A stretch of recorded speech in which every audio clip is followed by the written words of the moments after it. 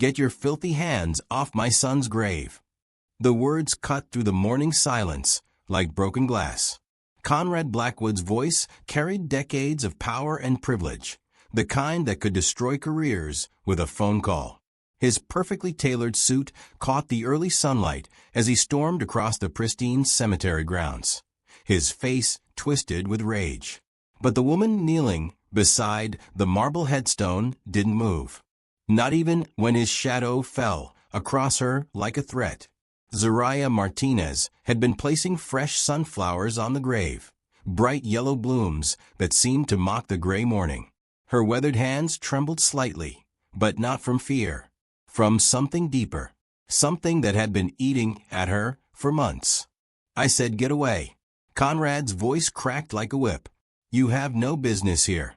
This is hallowed ground, not some charity case you can." "Mr. Blackwood." Zariah's voice was quiet, steady. She didn't look up at him. "Not yet. Your son, Lucas, he was a good boy." The billionaire's face went purple. Here was a man who owned senators, who could buy entire city blocks before lunch. And this nobody was speaking to him like they were equals. "How dare you speak his name?"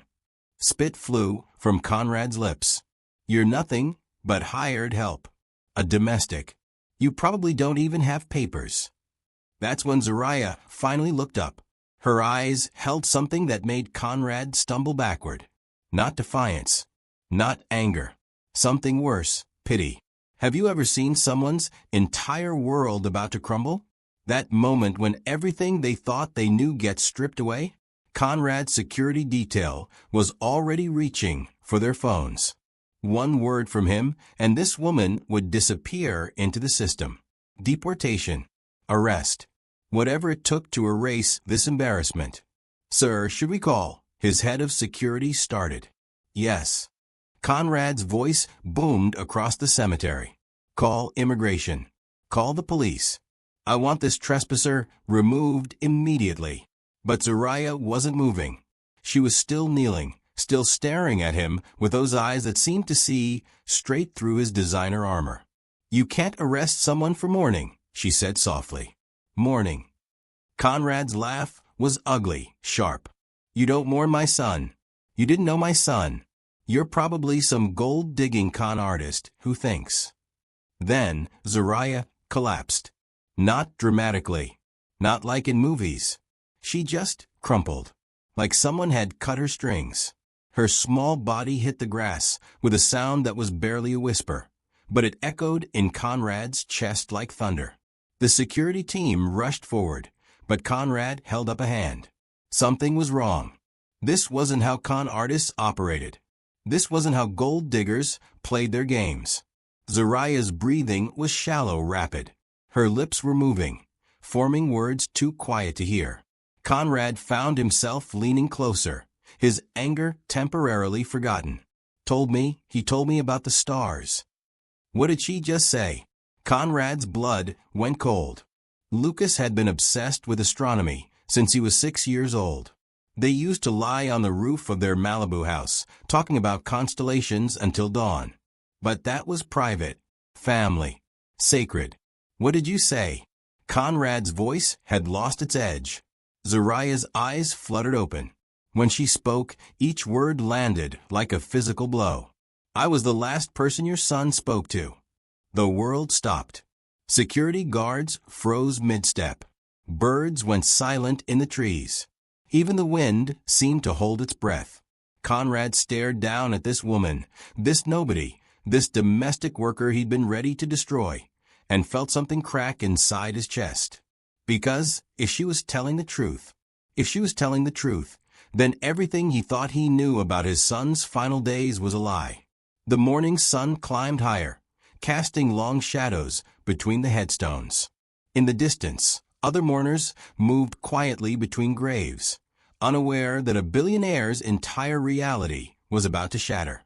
Zariah struggled to sit up, her dark eyes never leaving Conrad's face. "He talked about you," she whispered. "About how much he wanted to tell you something important. But would you believe a stranger who claimed to know your child's final words?" especially when those words might destroy everything you thought you understood about your own family. You're a liar. The words exploded from Conrad's throat like bullets. He took a step closer to Zariah, his hands clenched into fists. 20 feet away, his security detail tensed, ready to spring into action. But Zariah didn't flinch. She pulled herself up to sitting position, brushing grass from her simple black dress.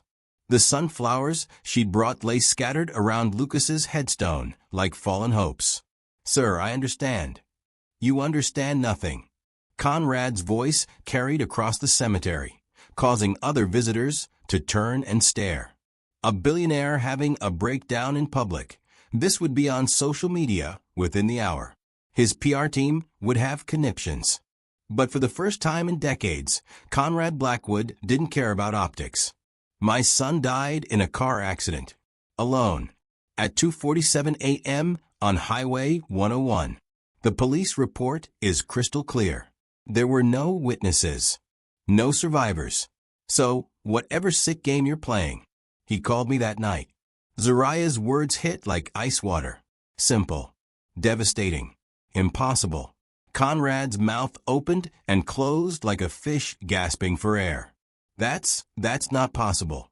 His phone was destroyed in the crash. The investigators found fragments. "He used a trucker's radio," Zariah continued, her voice gaining strength. "Channel 19. Asked if anyone could hear him. Said he was trapped, bleeding. Scared. Have you ever felt your foundation crumble beneath your feet? That moment when reality shifts and nothing makes sense anymore?" Conrad's security chief stepped forward. "Sir, this woman is clearly delusional. Should we—" "Quiet." Conrad snapped, never taking his eyes off Zariah. His mind was racing, calculating, trying to find the flaw in her story. Even if that were true, which it's not, why would some random trucker help? Why would they care about? "Because I wasn't just any trucker." Zariah's voice was barely a whisper now. "I was driving the overnight route from Sacramento. My CB handle was Starlight 7. Conrad felt the blood drain from his face. Lucas had been obsessed with CB radio culture as a teenager. Had memorized dozens of handles, could rattle off trucker slang for hours. It was one of his weird quirks that Conrad had always found embarrassing at dinner parties. "He knew you'd recognize that name," Zariah pressed on. "Said his father collected vintage radios. Said you taught him the old codes when he was little." "Stop." Conrad's voice cracked. "Just stop." But Zariah wasn't stopping. Her eyes burned with something fierce and desperate. "He wanted me to find you. To tell you something he never got the chance to say. Something about forgiveness." The word hung in the air between them like smoke. Conrad stumbled backward, his perfectly controlled world spinning out of orbit. This couldn't be real. This woman, this nobody, couldn't possibly hold the key to his son's final moments. Could she? Around them, the cemetery continued its quiet business of grief and remembrance. But in this small circle of grass and marble, a war was brewing. Truth versus pride. Power versus pain. And somewhere between the scattered sunflowers and the morning shadows, a billionaire was about to discover that all his money couldn't buy him the one thing he needed most. The courage to listen. "You want proof." Zariah's voice cut through Conrad's spiraling thoughts like a knife. She reached into her worn purse with shaking fingers, pulling out something that made Conrad's heart stop. An envelope. Rain-stained. Crumpled. But the handwriting on the front. Conrad knew that handwriting better than his own signature. "No." The word escaped his lips like a prayer. "No, that can't be." But it was. Lucas's distinctive scrawl, those crooked L's he'd never grown out of, the way he dotted his I's with tiny circles instead of dots. Every wealthy parent in America paid thousands for handwriting analysis to prevent forgery. Conrad could spot a fake from across a boardroom. This wasn't fake. "He gave this to me the night before," Zariah whispered, holding the envelope like it might shatter. made me promise to deliver it if something happened to him. The cemetery spun around Conrad. His billion-dollar empire, built on reading people and spotting deception, crumbled in the face of his son's unmistakable penmanship. "Where did you get this?" His voice was barely audible. "I told you. He came to my house. Your son was desperate, Mr. Blackwood." Conrad's security team exchanged worried glances. Their boss, the man who negotiated billion-dollar deals without blinking, was trembling like a leaf. "It's a forgery," Conrad said, but even he didn't believe it anymore. "You hired someone, traced his writing. This is elaborate, but—" "Read it." Zariah thrust the letter toward him. The envelope was addressed in Lucas's handwriting. "Dad, if Z is reading this to you, I'm probably dead." The words hit Conrad like physical blows. His son had predicted his own death? "I'm not reading some fabricated." "Then I'll read it for you." Zariah's fingers trembled as she opened the envelope. The paper inside was Lucas's personal stationery, cream-colored, with his initials embossed at the top. Conrad had given him that set for his 18th birthday. How could she possibly have Lucas's personal stationery? "Dad," Zariah began, her voice steady despite her shaking hands. "If Zariah is reading this to you, it means I finally found the courage to leave. Or maybe I didn't, and something terrible happened instead." Conrad felt his knees buckle. Only Lucas called him Dad in private. In public, it was always Father or Sir. But in their quiet moments, the rare ones, it was Dad. "I know you'll call her a liar. You'll say she's after money. You'll use your power to destroy her, because that's what you do to people who threaten your perfect world." Each word was a dagger. This was Lucas's voice, his rhythm, his brutal honesty that had always cut through Conrad's defenses. "But Zariah saved me, Dad. When everyone else saw what you wanted them to see, the perfect heir, the obedient son, she saw who I really was underneath. Have you ever heard your own child's voice speaking from beyond the grave? Telling you truths you never wanted to face?" Conrad staggered backward, his hand clutching his chest. "Stop, please." But Zariah wasn't stopping. The letter shook in her grip as she continued. "She listened when I told her about the panic attacks. The nights I couldn't breathe thinking about taking over your empire. The way your approval felt like a cage I could never escape. The cemetery went silent except for Zariah's voice and Conrad's ragged breathing. Other mourners had stopped to stare, but Conrad no longer cared about appearances. His son had been drowning, and he'd never even noticed. "This proves nothing," Conrad whispered, but his voice held no conviction. "Anyone could have written." "There's more," Zariah said quietly. "About the night he died. About what really happened on that highway." She looked up at Conrad with eyes full of terrible knowledge. "Are you ready to hear it?" Conrad's world tilted on its axis. For 63 years, he'd built his empire on absolute control. Information was power. Truth was whatever served his interests. But standing in this cemetery, staring at his son's unmistakable handwriting, he felt something he hadn't experienced since childhood. Complete helplessness. I can't." Conrad's voice fractured. The most powerful man in the city was falling apart in front of a woman he tried to have arrested 20 minutes ago. His security chief stepped forward. "Sir, perhaps we should." "Get back."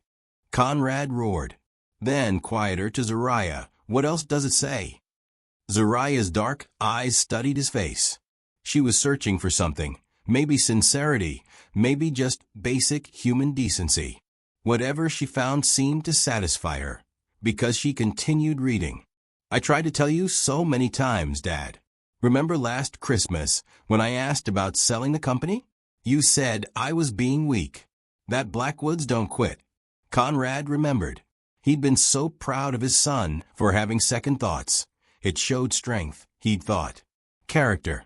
He'd given Lucas a lecture about legacy, about responsibility to their family name. But I wasn't being weak. I was drowning. Every board meeting felt like a funeral. Every time you talked about my future, I wanted to disappear."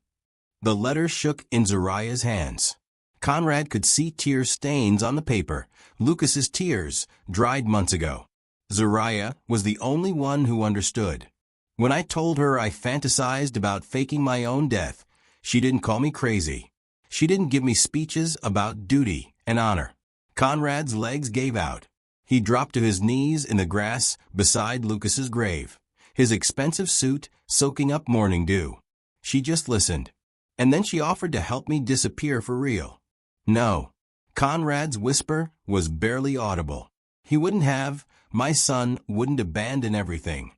Zariah knelt beside him, close enough that he could smell her cheap soap and see the calluses on her working hands. "Your empire blinded you," she said gently. "All that money and power, it built walls around Lucas, so high he couldn't breathe." The words hit Conrad like bullets. He'd spent decades protecting his son from the world, never realizing he was protecting the world from his son's true feelings. He was going to fake his death. Conrad's voice cracked.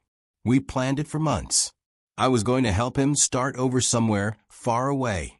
New identity, new life, freedom." Conrad felt something breaking inside his chest. Not his heart, that had been dead for years. Something deeper.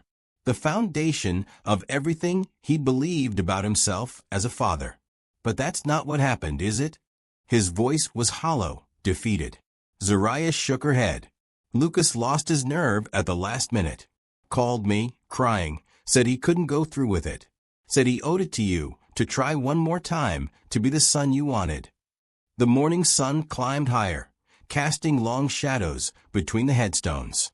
Around them, other visitors moved quietly through their own grief, unaware that a billionaire's entire world was crumbling 6 feet from his son's remains. "So what happened that night?" Conrad whispered. Zariah's eyes filled with tears. When she spoke, her voice carried the weight of terrible secrets. "That's the part you're not going to want to hear."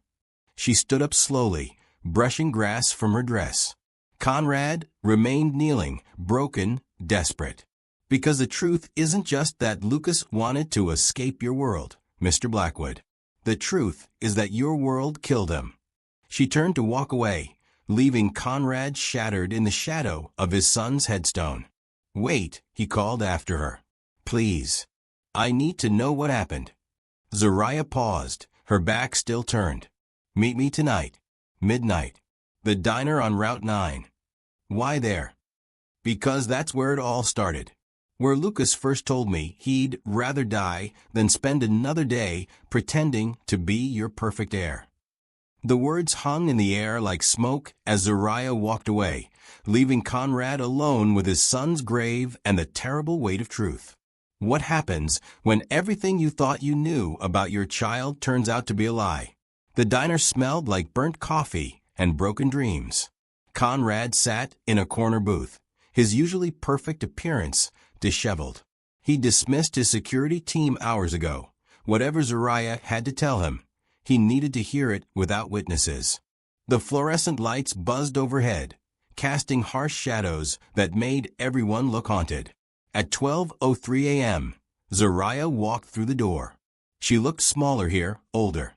The confident woman from the cemetery had been replaced by someone carrying unbearable weight. She slid into the booth across from Conrad without saying a word. "You came," she said finally. "I had to."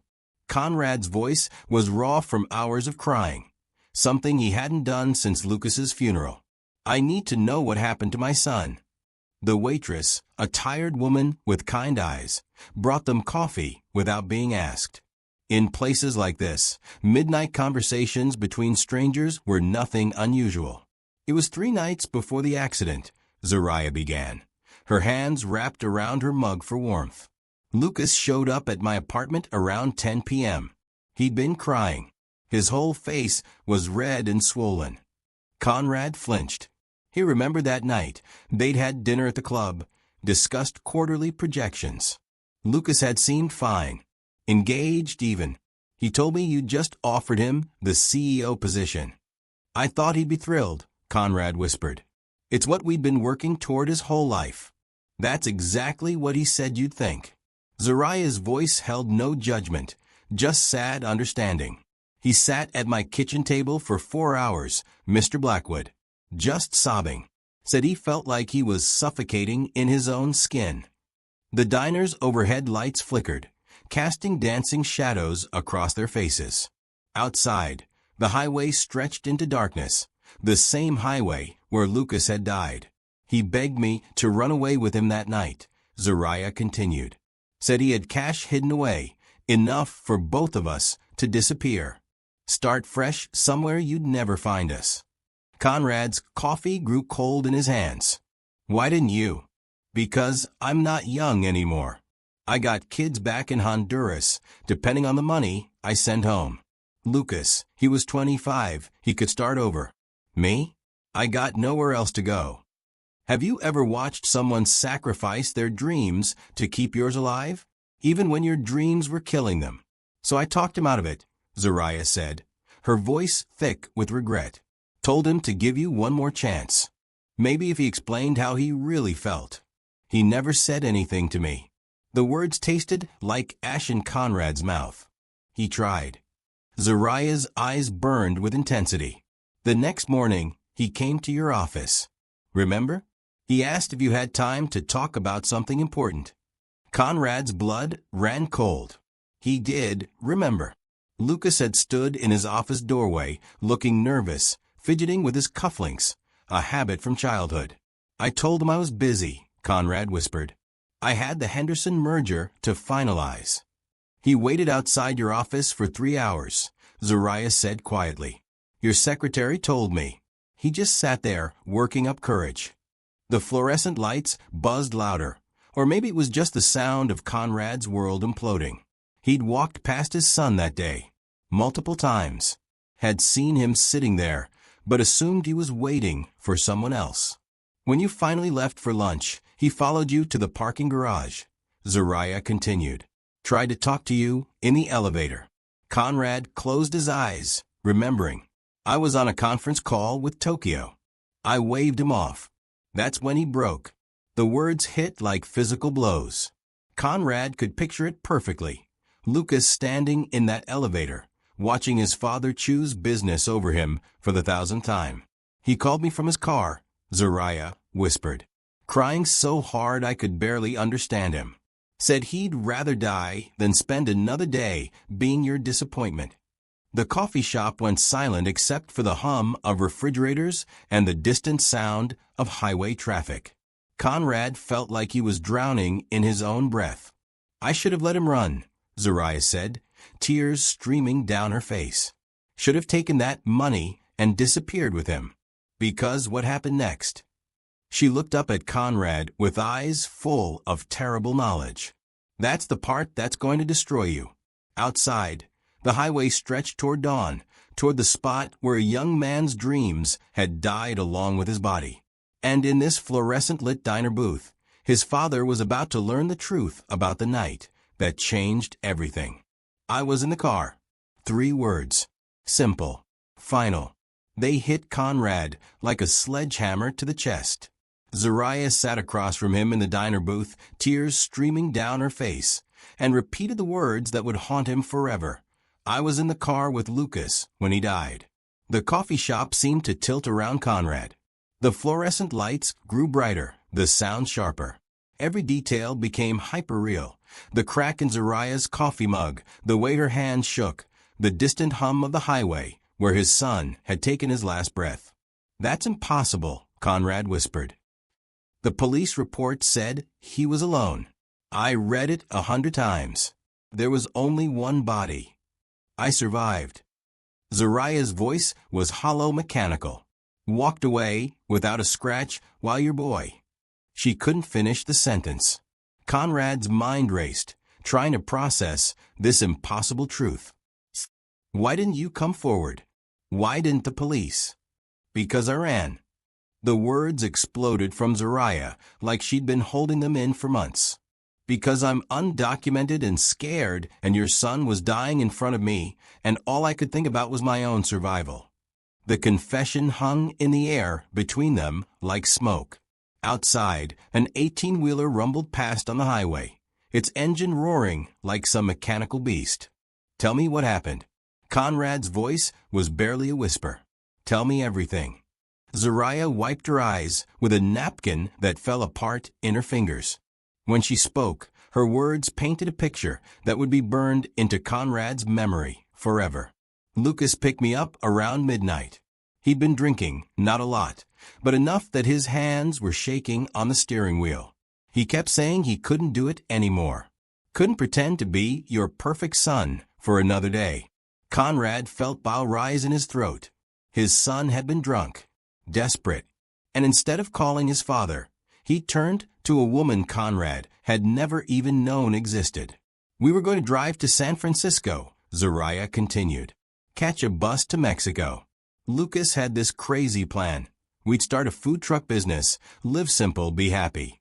He was talking so fast, making all these plans." She paused, staring out the diner window at the empty highway. But you could see it in his eyes. He was terrified. This wasn't really what he wanted. It was just the only escape he could imagine. Have you ever watched someone you love choose death over the life you built for them? That moment when you realize your greatest gift became their greatest prison? About an hour into the drive, he started crying again, Zariah whispered. Said he couldn't abandon you, that you'd worked so hard to build the company, and he was the only heir. Said maybe if he went back, tried harder. Conrad's hands clenched into fists. Even in his darkest moment, Lucas had been thinking about duty, about disappointing his father. I told him to pull over, to think about it. But he was so upset, talking about turning around, going home. Zariah's voice broke. The memory was playing out behind her eyes, and Conrad could see every terrible second reflected in her expression. That's when we saw the headlights. The diner went dead silent. Even the highway noise seemed to fade away. Drunk driver, coming straight at us on the wrong side of the road. Lucas had maybe 2 seconds to react. Conrad's vision blurred. He gripped the edge of the table so hard his knuckles went white. He could have swerved right, Zariah continued, her voice monotone now, like she was reciting facts from a police report. Would have been safer for him, but I was on the passenger side, and that's where the impact would have been. The words hit Conrad like bullets, so he swerved left instead, into the guardrail, to protect me. The fluorescent lights buzzed overhead. Somewhere in the kitchen, a timer went off. Normal sounds of normal life continuing while Conrad's world ended for the second time. Your son died saving the life of a woman you'd have arrested on sight, Zariah whispered. He chose my worthless life over his own brilliant future. Conrad couldn't breathe, couldn't think. His perfect son, the heir to his empire, the boy he'd molded and shaped and controlled, had died protecting someone Conrad would have called worthless. The last thing he said. Zariah's voice was barely audible now. Tell my dad I'm sorry. Tell him I tried to be what he wanted. And then she delivered the final blow, the words that would echo in Conrad's mind for the rest of his life. He died thinking he'd disappointed you. Outside, the highway stretched toward dawn, toward a future Conrad would have to face alone. And in this fluorescent-lit booth, a billionaire learned that all his power meant nothing compared to the love he'd failed to show his son. But was it too late for redemption? Or was there still a way to honor Lucas's sacrifice? The police never mentioned you. Conrad's voice shattered the diner's silence like breaking glass. His face had gone pale, then red, then pale again as the implications crashed over him in waves. 6 months of investigations, he continued, his voice rising with each word. Forensics teams, accident reconstruction experts. They combed through every inch of that wreckage. How is it possible they missed a second passenger? Zariah flinched as if he'd struck her. Around them, the few late-night customers turned to stare. A billionaire having a breakdown at midnight wasn't something you saw every day. Because I made sure they wouldn't find me, she whispered. The fluorescent lights buzzed overhead. casting harsh shadows across her weathered face. Outside, another truck rumbled past on the highway, the same highway where Lucas had taken his final breath. "What do you mean?" Conrad's voice was deadly quiet now. "I crawled out through the passenger window before the first responders arrived. Walked 3 miles to a gas station and called a friend to pick me up." Zariah's hands shook as she wrapped them around her coffee mug. "By the time the police got there, it looked like your son died alone." Conrad stared at her in horror. "You left him there? You left my son bleeding and dying while you—" He was already gone. The words exploded from Zariah's throat. "You think I didn't try to help him? You think I just walked away like he meant nothing?" Tears streamed down her face, cutting tracks through makeup she'd probably applied hours ago for this meeting. "I held his hand while he died, Mr. Blackwood. I was the last face he saw, the last voice he heard. And when he stopped breathing, when I knew there was nothing more I could do—" She paused, wiping her eyes with a napkin that fell apart in her fingers. "I ran. Because I'm undocumented. Because I have 3 kids depending on me back home. Because your lawyers would have destroyed me if they'd found me at that scene. Have you ever faced an impossible choice between survival and doing what's right? When staying means losing everything, but leaving means carrying guilt forever." Conrad's mind raced. The police reports. The insurance claims. The closed investigation. None of it had been wrong. It had just been incomplete. "Lucas wanted you there," he said slowly, the reality sinking in. "When he decided to run away, he wanted you with him." Zariah nodded. "He said I was the only person who saw him for who he really was. Not your heir. Not some corporate prince. Just Lucas. A scared kid who wanted to be free." The words hit Conrad like physical blows. His son had found family in this woman, real family, the kind built on understanding instead of expectation. "He talked about you all the time," Zariah continued, her voice gentle now. "Said he loved you but couldn't breathe around you. Said every conversation felt like a performance where he was always failing his lines." Conrad closed his eyes, seeing his son's face across 1,000 dinner tables. All those times he'd corrected Lucas's posture, his grammar, his choice of friends. Had he ever just listened? "The night before we were supposed to leave," Zariah said, "he called me crying. Said he couldn't abandon you.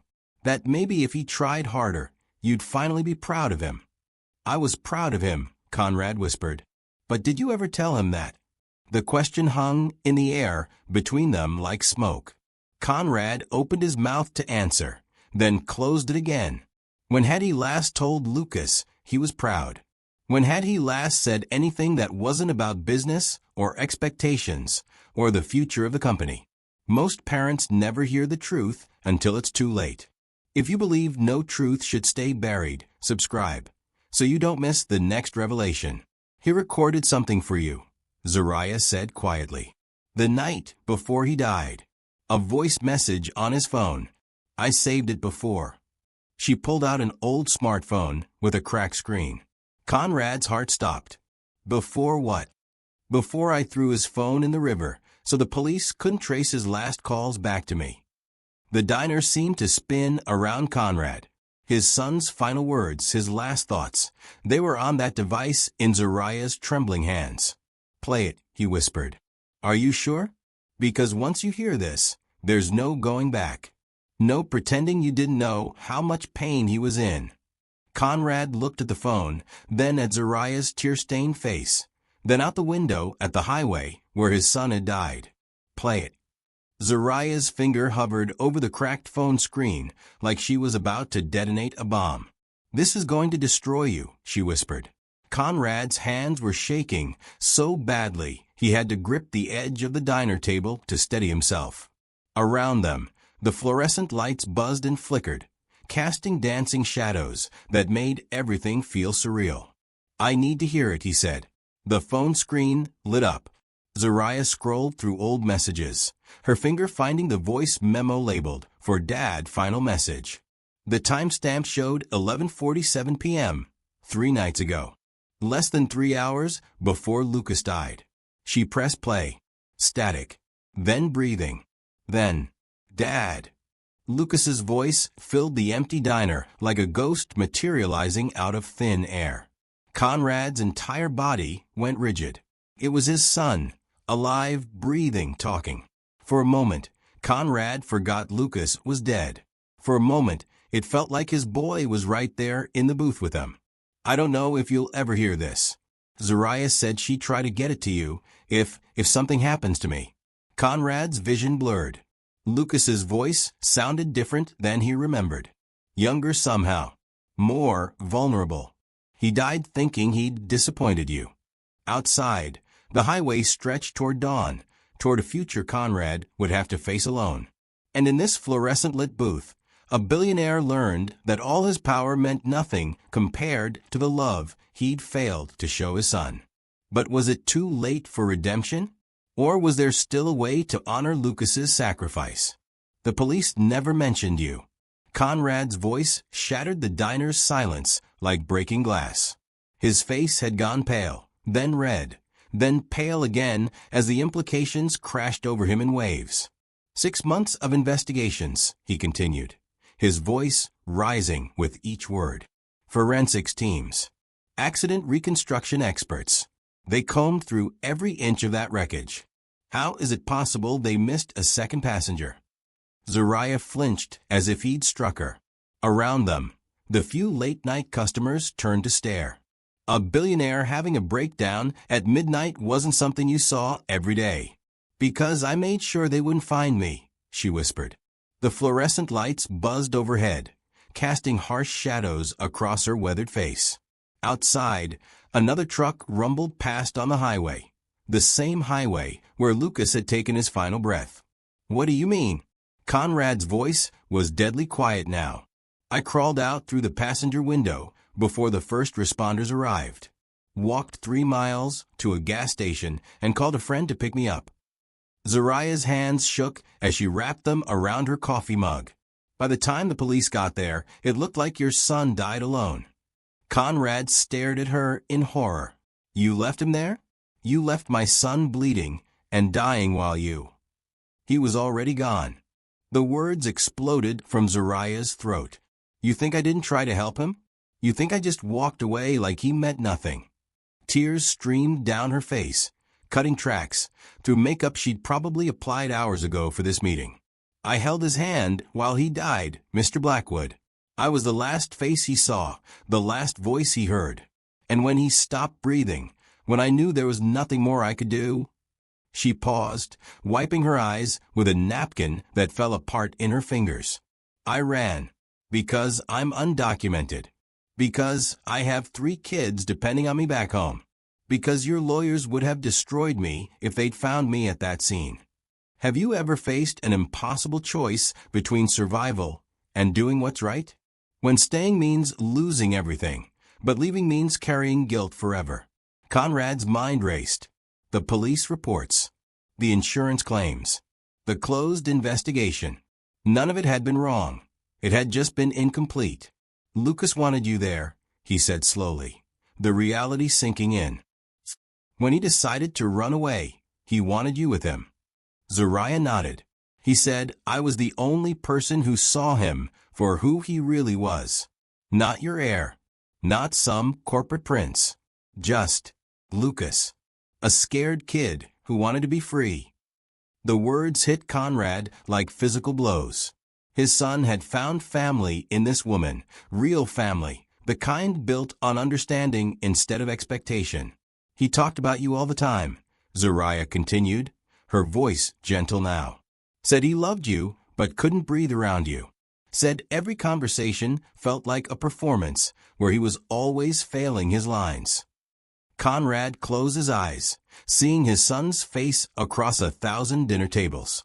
All those times he'd corrected Lucas's posture, his grammar, his choice of friends. Had he ever just listened? The night before we were supposed to leave, Zariah said, he called me crying. Said he couldn't abandon you. That maybe if he tried harder, you'd finally be proud of him. I was proud of him, Conrad whispered. But did you ever tell him that? The question hung in the air between them like smoke. Conrad opened his mouth to answer, then closed it again. When had he last told Lucas he was proud? When had he last said anything that wasn't about business or expectations or the future of the company? Most parents never hear the truth until it's too late. If you believe no truth should stay buried, subscribe so you don't miss the next revelation. He recorded something for you, Zariah said quietly. The night before he died. A voice message on his phone. I saved it before. She pulled out an old smartphone with a cracked screen. Conrad's heart stopped. Before what? Before I threw his phone in the river so the police couldn't trace his last calls back to me. The diner seemed to spin around Conrad. His son's final words, his last thoughts, they were on that device in Zariah's trembling hands. Play it, he whispered. Are you sure? Because once you hear this, there's no going back. No pretending you didn't know how much pain he was in. Conrad looked at the phone, then at Zariah's tear-stained face, then out the window at the highway where his son had died. Play it. Zariah's finger hovered over the cracked phone screen like she was about to detonate a bomb. This is going to destroy you, she whispered. Conrad's hands were shaking so badly he had to grip the edge of the diner table to steady himself. Around them, the fluorescent lights buzzed and flickered, casting dancing shadows that made everything feel surreal. I need to hear it, he said. The phone screen lit up. Zariah scrolled through old messages, her finger finding the voice memo labeled, "For Dad, final message." The timestamp showed 11:47 p.m., 3 nights ago. Less than 3 hours before Lucas died. She pressed play. Static. Then breathing. Then, Dad. Lucas's voice filled the empty diner like a ghost materializing out of thin air. Conrad's entire body went rigid. It was his son, alive, breathing, talking. For a moment, Conrad forgot Lucas was dead. For a moment, it felt like his boy was right there in the booth with him. I don't know if you'll ever hear this. Zariah said she'd try to get it to you if something happens to me. Conrad's vision blurred. Lucas's voice sounded different than he remembered. Younger somehow. More vulnerable. I'm sitting in her kitchen right now, and she's making me tea with honey like her grandmother used to make. It's stupid, but it's the first time I've felt safe in years. The recording crackled with static, but Lucas's words came through crystal clear. I know you're going to be angry when you find out about tonight. About me running away. About choosing her over the company. But Dad, I can't do it anymore. I can't pretend to be the son you built me to be. Conrad's coffee grew cold in his hands. Across the table, Zariah watched his face with the intensity of someone witnessing a heart attack. Remember when I was 8 and I wanted to be an astronaut? You bought me that telescope and we'd sit on the roof looking at stars. Those were the only times I felt like you actually saw me. The memory hit Conrad like a physical blow. Those summer nights on the Malibu house, Lucas pointing out constellations, both of them dreaming about rockets and distant planets. When had they stopped doing that?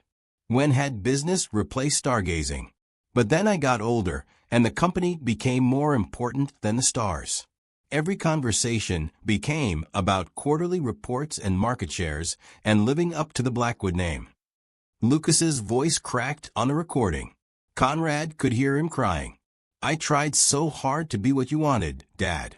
I studied business instead of astronomy. I wore the suits you picked out. I dated the girls you approved of. I became your perfect corporate clone. Have you ever heard your own child's voice describing how you accidentally broke their spirit? How your love became a cage they couldn't escape? But it was killing me. Every board meeting felt like drowning. Every time you talked about my future running the company, I wanted to disappear. The diner seemed to shrink around Conrad. Other customers, the tired waitress, the sounds of the highway. Everything faded except his son's voice speaking from beyond the grave. Zariah's the only one who listened when I said I was suffocating. She didn't tell me to be stronger or work harder. She just understood. Conrad looked across the table at this woman he'd tried to have arrested. This nobody who had become somebody to his dying son. She's got pictures of her kids on her refrigerator, Lucas continued. And when she talks about them, her whole face lights up. I realized I couldn't remember the last time your face lit up when you talked about me.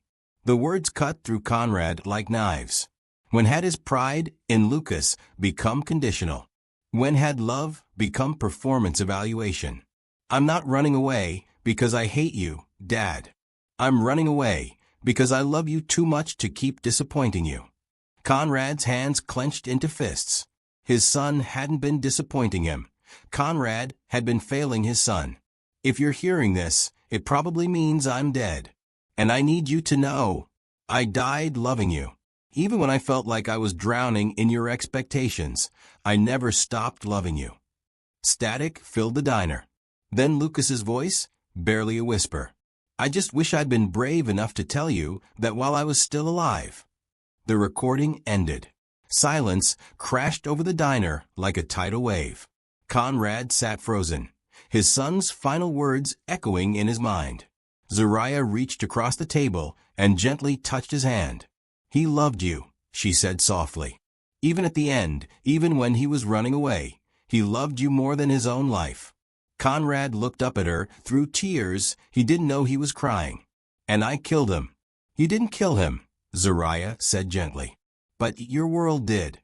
Her words hung in the diner's fluorescent-lit air like smoke. Outside, dawn was beginning to creep across the highway, painting the sky in shades of gray that matched Conrad's soul.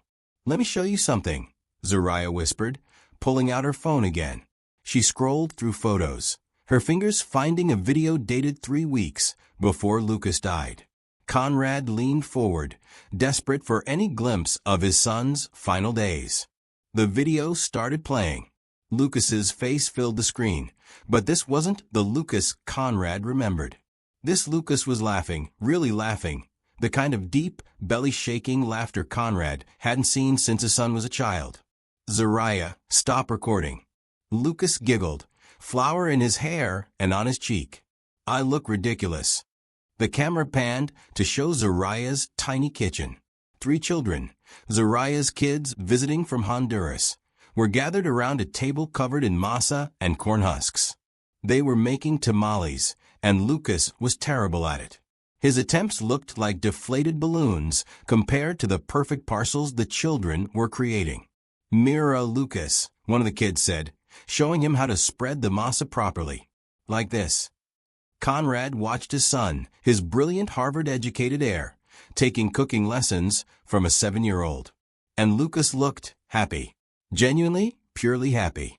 He came over every Sunday for 2 months, Zariah said softly. Said it was the only day of the week he felt human. The video continued. Lucas was dancing now, spinning one of the children around the cramped kitchen while Spanish music played from an old radio. His expensive watch was gone. His perfect hair was messy. He looked like a regular 25-year-old having fun instead of a corporate prince performing his role. Have you ever seen someone you love become themselves when they think you're not watching? When they shed the person you made them pretend to be? Turn it off, Conrad whispered. But Zariah wasn't stopping. This is who your son really was. Not the robot in $1,000 suit sitting in boardrooms. This laughing, dancing, flower-covered boy who helped my kids with homework and fixed my broken sink. The video shifted. Now Lucas was reading to the children from an astronomy book, his voice animated as he described distant galaxies. The kids hung on every word, their eyes wide with wonder. He never stopped loving the stars, Zariah said, even when you made him bury that dream. Conrad felt something crack inside his chest. He remembered buying Lucas that astronomy book for his 10th birthday. It had been the last non-business related gift he'd given his son. Every Sunday he'd help with dinner, Zariah continued, showing another video. He said it was the first time in years he'd felt useful for something other than carrying on the family name. The contrast was devastating. In Zariah's tiny apartment, Lucas was alive, laughing, free. But Conrad could picture him on Monday mornings, the transformation back into the corporate air. The way his shoulders would hunch with the weight of expectation. The way his smile would fade as soon as he put on those expensive suits. "Your world killed him," Zariah repeated, her voice gentle but firm. "My world gave him life." She scrolled to the final video. Lucas sitting at her kitchen table, the same one where he'd recorded his final message. But this was weeks earlier, and he looked peaceful. "I found a family here, Dad," Lucas was saying to the camera. "People who love me for who I am, not who I'm supposed to become." The video showed him helping with dishes, playing cards with the kids, listening to Zariah's stories about Honduras. Simple moments. Real moments. The kind Conrad couldn't remember sharing with his son since childhood. "He used to say your mansion felt like a museum," Zariah whispered. "Beautiful but cold." Said he was afraid to touch anything, including you. Conrad closed his eyes, seeing his pristine house through Lucas's eyes. Marble floors that echoed footsteps. Artwork worth millions, but no family photos. Silence broken only by business calls and quarterly reports. "My apartment's tiny," Zariah continued. "Kids' toys everywhere. Noise and chaos and life. Your son said it was the first place he'd ever felt at home." The truth hit Conrad like a tidal wave. He'd given Lucas everything except what he'd needed most. A place to belong. Permission to be himself. Love without conditions. And now it was too late. Conrad exploded from the diner booth like a man on fire. "This is sick," he roared, his voice echoing off the fluorescent lights. "You're twisting everything. Making me the villain in some tragic story." The few remaining customers turned to stare as the billionaire unraveled in front of them. His perfect composure, maintained through decades of hostile takeovers and boardroom battles, shattered completely. "I gave him everything." Conrad's fist slammed down on the table, making coffee cups jump. "The best schools. The finest clothes. A guaranteed future most people can only dream about." Zariah sat perfectly still, watching him destroy himself with words his son would never hear. And what did he do? He threw it all away for what? Sunday dinners with strangers? Cooking lessons from children? Some fantasy about running away and abandoning his responsibilities. Conrad's voice cracked on the word responsibilities. Even he could hear how hollow it sounded. He had duties, obligations. The Blackwood name means something in this world. "It meant nothing to him," Zariah said quietly. The words hit Conrad like bullets. He stumbled backward, his hand clutching his chest. "You poisoned him against me," he whispered. "You filled his head with dreams and delusions. Made him think he could just abandon everything I built." "I gave him permission to be human," Zariah replied. "That's not poison. That's love." Conrad turned and fled. He burst through the diner doors into the pre-dawn darkness, his expensive shoes slipping on morning dew. Behind him, he could hear Zariah calling his name, but he didn't stop. Couldn't stop. The truth was chasing him like a pack of wolves. His driver was waiting in the parking lot, but Conrad waved him off. He needed to drive, needed to move, needed to outrun the sound of his dead son's voice saying, "I died loving you," over and over in his mind. An hour later, Conrad stood in his study, a crystal tumbler of whiskey trembling in his hands. The room was exactly as Lucas had described it, cold, perfect, untouchable. Museum-quality furniture. Awards lining the walls. Not a single family photo in sight. He drank the whiskey in one burning gulp, then hurled the glass across the room. It exploded against Lucas's Harvard diploma, crystal shards raining down like tears. But destroying things couldn't silence his son's voice. Lucas's final message played on loop in Conrad's memory. "I just wish I'd been brave enough to tell you that while I was still alive." Conrad grabbed another glass, threw it harder, then another, each crash punctuated by his son's words. Every conversation felt like a performance, where I was always failing my lines. Crash. I can't pretend to be the son you built me to be. Crash. I realized I couldn't remember the last time your face lit up when you talked about me. Conrad's hands were bleeding from crystal cuts, but he couldn't feel the pain. Nothing hurt more than Lucas's voice, alive and desperate and forever out of reach. He pulled out his phone with shaking fingers and played Zariah's video again. Lucas laughing in that tiny kitchen. Lucas dancing with children who weren't afraid of him. Lucas being happy. You were right there, Conrad whispered to the empty room. You were right there, and I never saw you. Dawn light crept through the floor-to-ceiling windows of his mansion, illuminating a room that looked like a crime scene. Broken glass everywhere. Blood on the carpet. A billionaire on his knees, finally understanding that all his power meant nothing compared to the love he'd failed to give his son. But in the growing light, something else was becoming clear. Lucas's voice wasn't just haunting him, it was calling him toward a choice that would either destroy everything he'd built or finally make it mean something. What happens when a man realizes his greatest success was his greatest failure? 3 days later, Conrad found the second letter.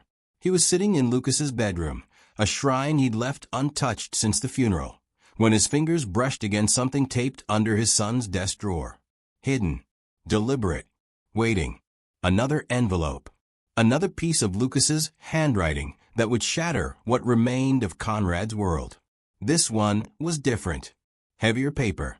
More formal. And the address made Conrad's blood freeze. To the world. If I die before I live. His hands shook as he tore it open. Lucas had written a manifesto. A final testimony. And the first line hit Conrad like a sledgehammer. My name is Lucas Blackwood, and my father's empire is built on a lie. Conrad dropped into Lucas's desk chair, the same chair where his son had sat through countless tutoring sessions, business lessons, preparations for a future he'd never wanted. If you're reading this, the letter continued, it means I'm dead. And it means Zariah Martinez kept her promise to tell my father the truth about who I really was. Conrad's vision blurred. Lucas had planned this. Every revelation, every devastating moment. His son had orchestrated it all. But there's more my father doesn't know. Zariah has only told him half the story. The other half would destroy everything he spent his life building. The room seemed to spin around Conrad. What else could there be? What other secrets had his son been hiding? For 3 years, I've been secretly funneling money from Blackwood Industries to workers' rights organizations. $73 million so far. Money my father stole from their pensions, their health care, their dignity. Conrad's hands went numb. The letter fell to the floor, but he could still see every word burned into his memory. $73 million. Gone. Stolen by his own son. I know what you're thinking, Dad. That I'm a thief. A traitor. But I couldn't keep pretending your empire was built on honor when I knew it was built on the backs of broken people. Have you ever discovered that someone you thought you knew completely was living a double life? That every smile, every conversation, every I love you was hiding a rebellion you never saw coming? Conrad crawled across the floor to retrieve the letter, his billion-dollar suit soaking up dust and tears. Zariah, help me find the families you destroyed. The factory workers you laid off right before Christmas. The janitors whose health care you cut to boost quarterly profits. The single mothers you fired for asking for living wages. Each word was a knife twisting in Conrad's chest. He remembered those decisions, had justified them as necessary business moves. Tough choices that strong leaders had to make. Every Sunday at Zariah's house, I met with them. Your victims. And I gave them back what you stole. The truth crashed over Conrad like a tidal wave. Those Sunday dinners Lucas cherished, they weren't just family time. They were meetings. Conspiracies. His son had been running a resistance movement from Zariah's tiny kitchen. Zariah never knew about the money. I told her I was just volunteering, helping with immigration paperwork. She thought I was finally learning to be useful instead of just ornamental. Conrad laughed, a broken, bitter sound that echoed off his son's bedroom walls. Even in rebellion, Lucas had been protecting others, making sure Zariah couldn't be blamed for his choices. The night I died, I was going to confess everything to you. Tell you about the money, about the families I'd helped, about the empire I'd been dismantling one stolen penny at a time. Conrad's whole body was shaking now. His son hadn't been running away from responsibility. He'd been running toward it, taking responsibility for crimes Conrad had committed in the name of business. But then I saw Zariah in that diner parking lot, waiting for me with her suitcase and her scared smile. And I realized something that would have broken your heart. I cared more about her dreams than your dynasty.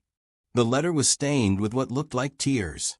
Lucas's tears, dried months ago in this very room where Conrad now knelt in the wreckage of everything he believed about his son. So I chose her, Dad. When that drunk driver came straight at us, I had 2 seconds to decide between preserving your legacy and protecting her life.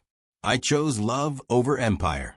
I chose her worthless life over your priceless dynasty.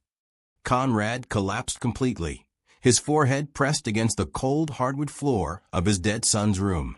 If Zariah is reading this to you, it means I'm gone and you finally know the truth.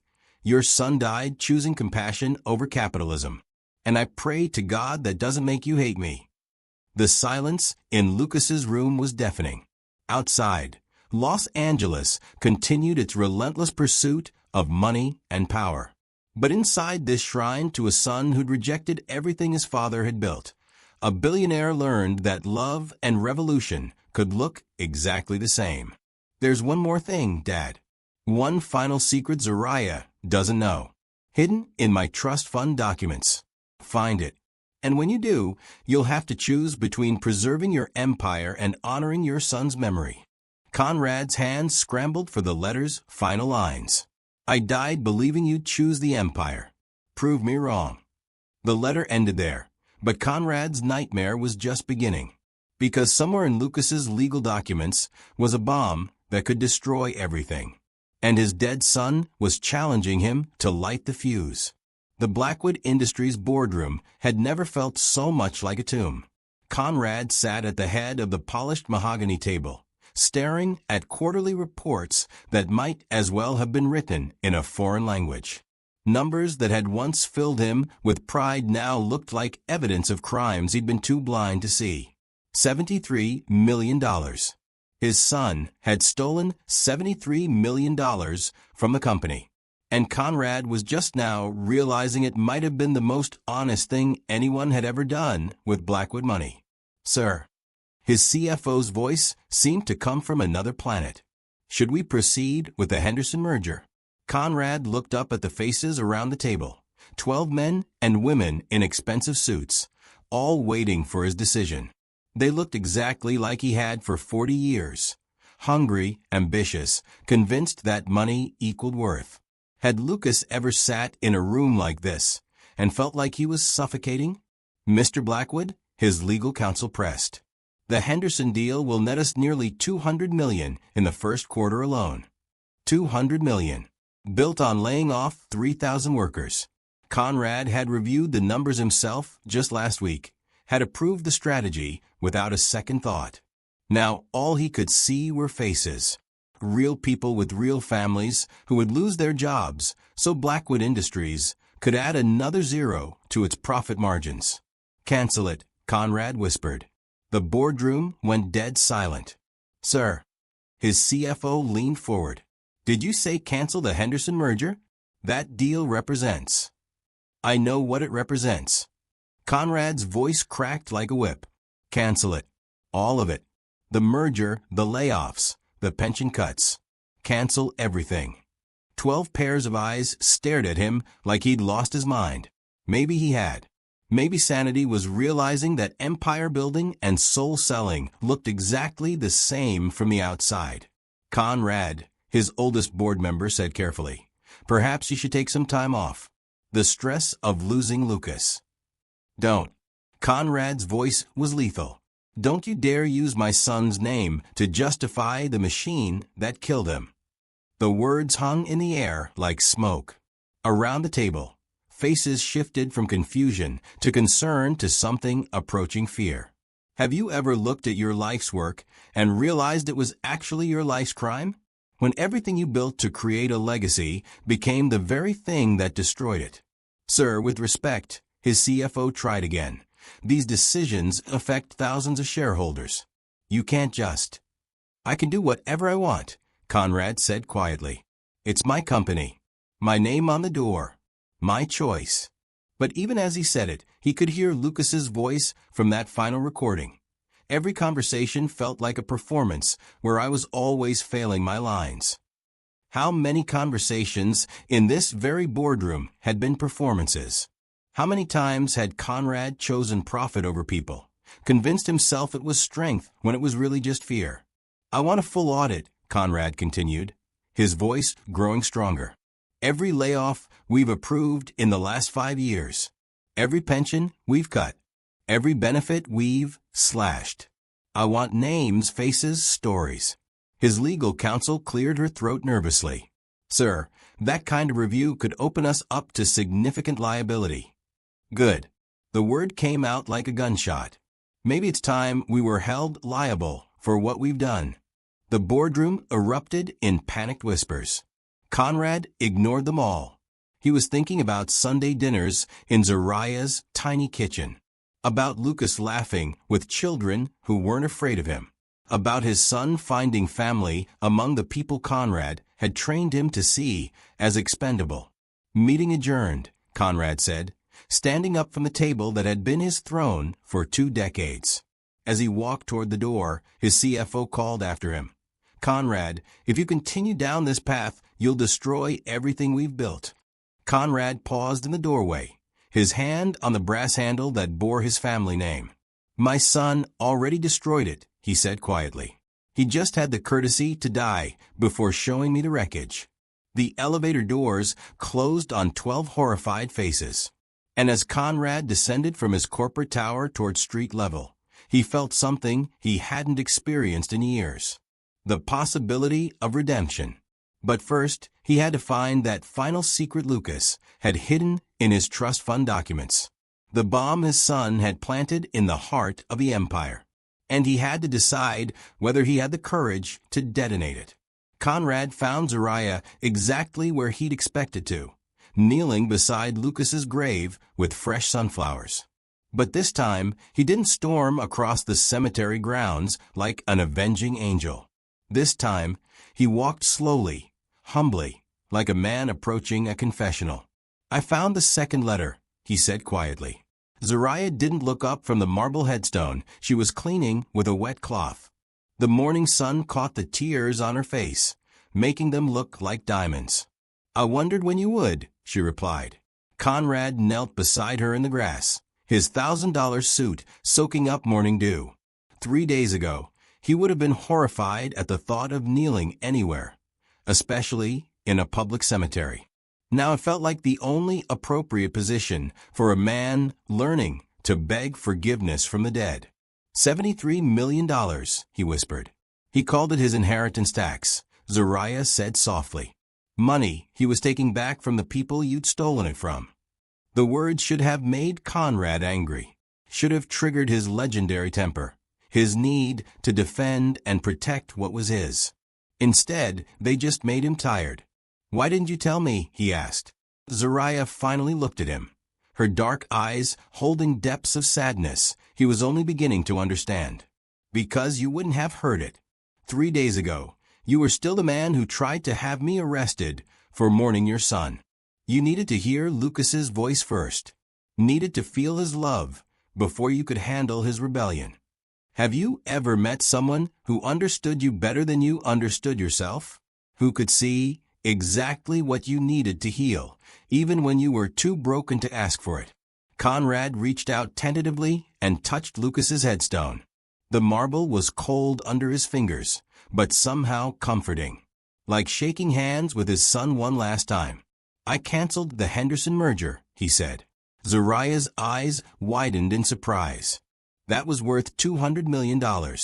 Lucas was worth more than that. The words came out without thought, but as soon as Conrad said them, he knew they were the truest thing he'd ever spoken. "Tell me who my son really was," Conrad said, his voice breaking. "Not the heir I tried to create. Not the rebel who stole from me. The real Lucas. The one you knew." Zariah set down her cleaning cloth and sat back on her heels. When she spoke, her voice held the warmth of someone sharing a sacred memory. "He was gentle," she began. "The kind of gentle that comes from being strong enough to be vulnerable. He'd cry during movies, even the silly ones my kids watched. Said he'd forgotten how good it felt to let himself feel things." Conrad closed his eyes, trying to picture this version of his son. He was curious about everything. "Would ask my kids a million questions about their drawings, their dreams, their fears. Made them feel important just by listening." "I never listened," Conrad whispered. He knew that. "But he didn't hate you for it. He said you'd been raised the same way, to see emotions as weakness, love as liability." The morning breeze rustled through the cemetery trees, carrying the scent of flowers and fresh earth. Around them, other mourners moved quietly between graves, each carrying their own burden of loss and love. "He used to say he wanted to break the cycle," Zariah continued. "Said if he ever had kids, he'd teach them that success meant being kind, not being powerful." Conrad felt tears he didn't know he was crying. He won't have kids now. The cycle dies with him. "Does it?" Zariah asked quietly. "Because there's one more thing he made me promise to tell you. One final secret that could change everything." Conrad looked up at her, seeing something in her eyes that looked almost like hope. The words hung in the air like smoke. Around the table, faces shifted from confusion to concern to something approaching fear. "Have you ever looked at your life's work and realized it was actually your life's crime? When everything you built to create a legacy became the very thing that destroyed it?" "Sir, with respect," his CFO tried again, "these decisions affect thousands of shareholders. You can't just—" "I can do whatever I want," Conrad said quietly. "It's my company. My name on the door. My choice." But even as he said it, he could hear Lucas's voice from that final recording. "Every conversation felt like a performance where I was always failing my lines." How many conversations in this very boardroom had been performances? How many times had Conrad chosen profit over people, convinced himself it was strength when it was really just fear? "I want a full audit," Conrad continued, his voice growing stronger. "Every layoff we've approved in the last 5 years. Every pension we've cut. Every benefit we've slashed. I want names, faces, stories." His legal counsel cleared her throat nervously.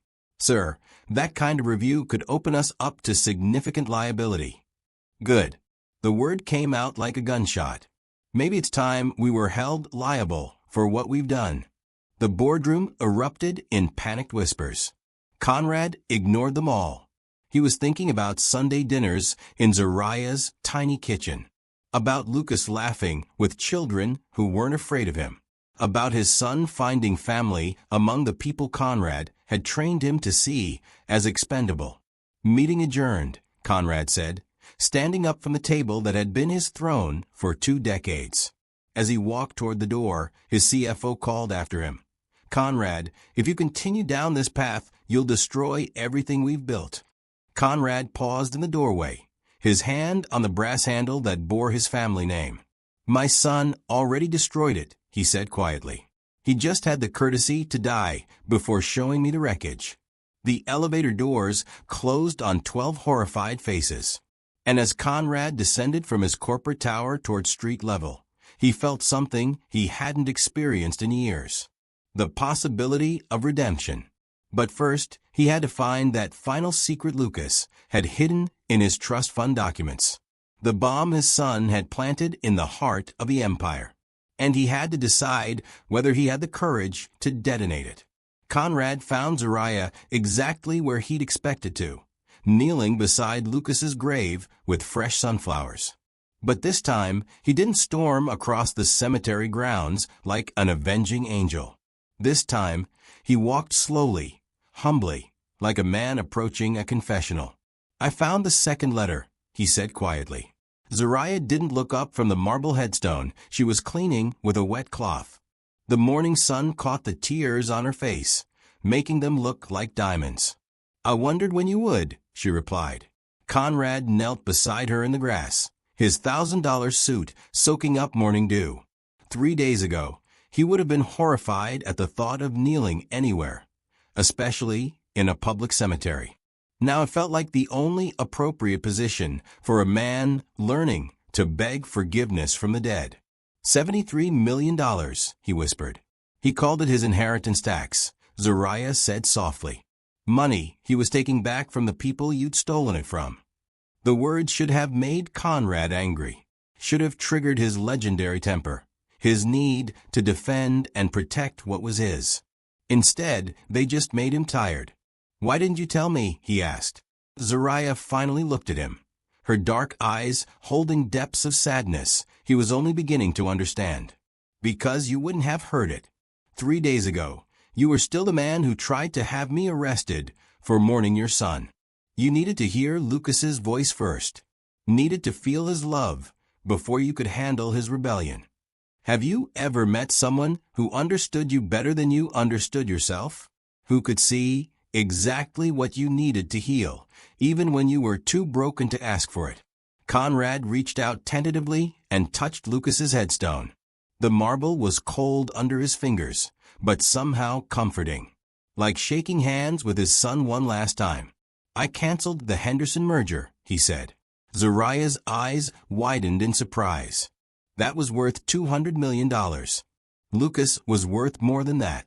The words came out without thought, but as soon as Conrad said them, he knew they were the truest thing he'd ever spoken. "Tell me who my son really was," Conrad said, his voice breaking. "Not the heir I tried to create. Not the rebel who stole from me. The real Lucas. The one you knew." Zariah set down her cleaning cloth and sat back on her heels. When she spoke, her voice held the warmth of someone sharing a sacred memory. "He was gentle," she began. "The kind of gentle that comes from being strong enough to be vulnerable. He cried during movies, even the silly ones my kids watched. Said he'd forgotten how good it felt to let himself feel things." Conrad closed his eyes, trying to picture this version of his son. He was curious about everything. "Would ask my kids a million questions about their drawings, their dreams, their fears. Made them feel important just by listening." "I never listened," Conrad whispered. He knew that. "But he didn't hate you for it. He said you'd been raised the same way, to see emotions as weakness, love as liability." The morning breeze rustled through the cemetery trees, carrying the scent of flowers and fresh earth. Around them, other mourners moved quietly between graves, each carrying their own burden of loss and love. "He used to say he wanted to break the cycle," Zariah continued. "Said if he ever had kids, he'd teach them that success meant being kind, not being powerful." Conrad felt tears he didn't know he was crying. "He won't have kids now. The cycle dies with him." "Does it?" Zariah asked quietly. "Because there's one more thing he made me promise to tell you. One final secret that could change everything." Conrad looked up at her, seeing something in her eyes that looked almost like hope. "What secret?" Zariah took a deep breath, as if gathering courage for words that would reshape the world. "This one could destroy your empire, Conrad. Are you ready to hear it?" Lucas wasn't planning to run away forever. Zariah's words cut through the cemetery silence like a blade. Conrad felt his heart stop, then restart with painful intensity. "What do you mean?" "The night he died, he made me promise to keep a secret. Said if he didn't survive whatever was coming, I had to wait until you were ready to hear it." Conrad's hands gripped the grass beside Lucas's grave so tightly his knuckles went white. After everything, the letters, the voice recordings, the stolen millions, there was still more. "He was coming back," Zariah continued, her voice barely above a whisper. In 5 years, when he turned 30, he had a plan to return and take over Blackwood Industries, but not to continue your legacy. The cemetery seemed to tilt around Conrad. Other mourners, the distant sound of traffic, the morning sun, everything faded except Zariah's voice and the impossible words she was speaking. To destroy it? To transform it? Zariah pulled a folded paper from her purse, not a letter this time, but what looked like architectural drawings. He'd been working with urban planners, economists, social workers, designing something he called the Phoenix Project. Conrad's vision blurred as he stared at the papers. They were detailed blueprints, covered in Lucas's handwriting and calculations. Plans for converting Blackwood Industries facilities into community centers, job training programs, affordable housing. He was going to turn your empire into something that healed the communities it had damaged, Zariah explained. Every factory converted to a school. Every corporate office transformed into healthcare clinics. Every dollar of profit redirected to the people you displaced. Have you ever seen your life's work reimagined as an instrument of love instead of power? When everything you built to dominate could be rebuilt to serve. This is impossible, Conrad whispered, but his voice held no conviction. The plans were too detailed, too thought out to be fantasy. Lucas had spent years designing this transformation. He called it his inheritance, Zariah said. Not the money or the buildings, but the responsibility to fix what you'd broken. Conrad's hands shook as he studied the drawings. Community gardens where corporate parking lots used to be. Daycare centers in former boardrooms. Medical clinics in spaces that had once housed servers calculating profit margins. The $73 million he stole, that was just the beginning, Zariah continued. He had access to offshore accounts, hidden assets, emergency funds you'd never miss. He was planning to redirect everything gradually, legally, over the course of a decade. Why didn't he tell me? Conrad's voice cracked. Why the elaborate deception? Why make me think he was abandoning everything? Because he knew you'd stop him. Knew you'd see transformation as betrayal instead of evolution. The truth hit Conrad like a physical blow. Lucas had been right. If his son had walked into that boardroom 3 days ago with these plans, Conrad would have called security, would have had his own child committed rather than watch the family empire be dismantled. But there's more, Zariah said, her voice growing stronger. Lucas wasn't just planning to transform your company. He was planning to prove something to you. What? That love could be more powerful than fear. That building people up created more lasting wealth than tearing them down. Conrad stared at the blueprints through tears that made the lines blur and swim. His son hadn't been rejecting the Blackwood legacy. He'd been trying to redeem it. He wanted to show you that an empire built on compassion could be stronger than one built on conquest, Zariah whispered. That power used to heal was more valuable than power used to harm. The morning sun climbed higher, casting long shadows between the headstones. Around them, the cemetery continued its quiet business of remembrance and grief. This secret could destroy your empire, Zariah said, echoing her earlier warning. Because if this gets out, every worker you've exploited, every community you've damaged, every family you've displaced, they'll know there was always a better way. Conrad looked down at his son's grave, then at the woman who'd kept Lucas's most dangerous secret. Or, Zariah continued, her voice barely audible, but somehow carrying the weight of prophecy, you could choose to finish what he started. The choice hung in the air between them like dawn breaking over a battlefield. Destroy the evidence and preserve the empire Lucas had died trying to transform? Or honor his son's vision and rebuild everything from love instead of fear? What would you choose? Protecting the past or embracing a future you never imagined possible? There's another secret. Conrad's words cut through the cemetery morning like broken glass. He stood abruptly, the Phoenix Project blueprints scattered around Lucas's grave like fallen dreams. You're holding something back, he continued. his voice gaining that dangerous edge that had terrorized boardrooms for decades. I can see it in your eyes. There's something else you haven't told me about my son. Zariah clutched her purse against her chest, her knuckles white with tension. Around them, other mourners continued their quiet visits, unaware that a billionaire was about to shatter what remained of his world. Conrad, please. No. His roar echoed across the cemetery grounds, causing heads to turn. I've been patient. I've listened to your stories, your recordings, your revelations. But you're still protecting him from something, aren't you? Zariah's dark eyes filled with tears that looked like they'd been waiting months to fall. Some secrets die with the person who made them, she whispered. Not this one. Conrad stepped closer, his shadow falling across Lucas's headstone like a threat. My son is dead. I've lost everything I thought I knew about him. I deserve the truth. All of it. Have you ever watched someone you care about demand the one thing that will destroy them? When honesty becomes a weapon pointed at their own heart. You don't understand what you're asking, Zariah said, backing away from him. I understand perfectly. Conrad's voice was deadly quiet now. You've been feeding me pieces of my son's life like scraps to a starving dog. But there's something bigger, isn't there? Something that changes everything we've talked about. Zariah looked down at Lucas's grave, as if seeking permission from the dead. He made me promise never to tell you, she said finally.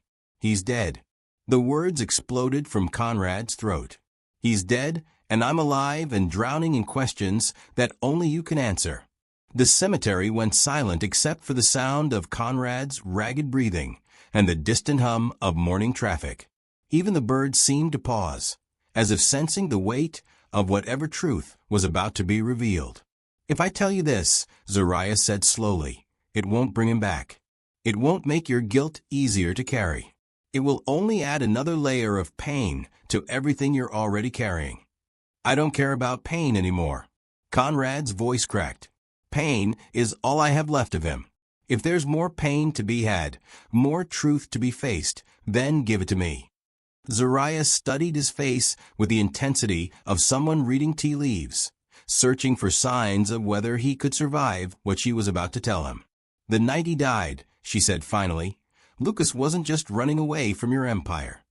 What do you mean? He was running toward something. Someone. The words hung in the cemetery air like smoke. Conrad felt his knees buckle slightly, but he remained standing through sheer force of will. Who? Zariah's tears finally spilled over, cutting tracks down her weathered cheeks. Me, she whispered. The world stopped spinning. Lucas left behind more than a memory. He left a warning. Subscribe now, because the next story may uncover truths you can't ignore. Conrad stared at her, his mind struggling to process what she just said. Around them, the cemetery continued its business of quiet grief. But in this small circle of grass and marble, reality was reshaping itself into something impossible. What did you just say? Your son wasn't just helping me with immigration paperwork on Sundays, Zariah said, her voice growing stronger with each word. We were planning a life together. The cemetery tilted around Conrad, his billion-dollar empire, his carefully controlled world, the future he'd mapped out for the Blackwood dynasty, all of it crumbling in the face of 4 simple words. We were in love. You're lying. Conrad's voice shattered the cemetery peace like an explosion. Other visitors turned to stare as the billionaire lost his mind in front of his son's grave. You're a middle-aged nobody, a domestic worker. My son could never. Your son saw me as human, Zariah interrupted, her voice steady despite the tears streaming down her face. Something you've never been able to do. The words hit Conrad like physical blows. He stumbled backward, his expensive shoes slipping on the morning dew. This is sick, he whispered. This is some elaborate con game. You've been playing me, haven't you? Feeding me lies about Lucas to get money, sympathy, whatever pathetic. I have pictures. Zariah's quiet words stopped Conrad's, ran cold. She reached into her purse with trembling fingers and pulled out her phone. Lucas took this 2 weeks before he died. The photo on her screen made Conrad's knees buckle completely. There was his son, his brilliant, perfect heir, with his arms wrapped around Zariah in what was clearly her tiny apartment. Lucas was kissing her forehead, both of them smiling with the kind of pure happiness Conrad couldn't remember seeing on his son's face since childhood. "No," Conrad whispered, but his voice held no conviction. Zariah scrolled to another photo. Lucas cooking in her kitchen, flour in his hair, grinning at the camera like he'd just discovered joy for the first time. Then another. Lucas reading to her children, all of them curled together on a worn couch like an instant family. Have you ever seen someone you love living a completely different life than the one you imagined for them? When their secret happiness feels like your personal betrayal. "He asked me to marry him," Zariah said quietly. The words hit Conrad like bullets. His son, his legacy, his future, had proposed to a woman Conrad would have crossed the street to avoid. When the word came out like a croak, the night before we were supposed to run away, said he couldn't imagine a future without me in it. Conrad crawled across the grass to Lucas's headstone, his tailored suit soaking up mud and morning dew. He pressed his forehead against the cold marble, trying to absorb some impossible comfort from his dead son. "He was going to bring me to Sunday dinner," Zariah continued, each word a dagger. "Said it was time you met the woman who made him want to be brave." "Stop," Conrad pleaded. But Zariah wasn't stopping. Years of silence were pouring out of her like water from a broken dam. He practiced the conversation over and over. "Dad, I want you to meet someone special. Someone who sees me as Lucas, not as your successor." Conrad's shoulders shook with sobs that sounded like they were being ripped from his chest. "You want to know why he was really running away?" Zariah's voice hardened. "Because he knew you'd destroy me the second you found out. Knew you'd use your power to have me deported, arrested, disappeared. So he chose love over your approval." The cemetery spun around Conrad. Every conversation with Lucas, every dinner, every business meeting. Had his son been thinking about this woman the entire time? "We talked about children," Zariah whispered. Lucas said he wanted to raise kids who felt safe expressing their feelings. Kids who knew their worth wasn't measured in dollar signs. "He was my heir," Conrad roared, his grief twisting into rage. He had responsibilities, obligations. He couldn't just throw away everything I built for love. Zariah's voice cut through his fury like ice. "For happiness? For the chance to build something beautiful instead of something powerful." Conrad stared at her through tears that blurred his vision. This woman, this nobody he tried to have arrested, had been his son's everything. While Conrad was planning Lucas's corporate future, Lucas was planning a completely different life. "You stole him from me," Conrad whispered. "I gave him permission to be himself," Zariah replied. "That's not theft. That's love." The morning sun climbed higher, casting long shadows between the headstones. And in those shadows, a billionaire faced the most devastating truth of all. His son had found real love, real happiness, real purpose, and had died protecting it from a man who should have celebrated it. "There's one more thing," Zariah said, her voice barely audible. Conrad looked up at her through his tears, wondering what else could possibly be left to destroy. "Something he left for you. His final gift." Zariah reached into her purse and pulled out something small, wrapped in tissue paper that had been handled so many times it was nearly transparent. "Lucas asked me to give this to you if he died," she said, placing the tiny package in Conrad's trembling hands. "Said it was the only way you'd understand." Conrad's fingers shook as he unwrapped the tissue. Inside was a bracelet, cheap, handmade, the kind sold by street vendors for tourists. Colorful threads woven together in a simple pattern that probably cost less than Conrad spent on coffee each morning. But it wasn't the bracelet that made Conrad's world collapse. It was what was attached to it, a small metal charm, engraved with two words that hit him like bullets. Starlight 7. Zariah's CB radio handle.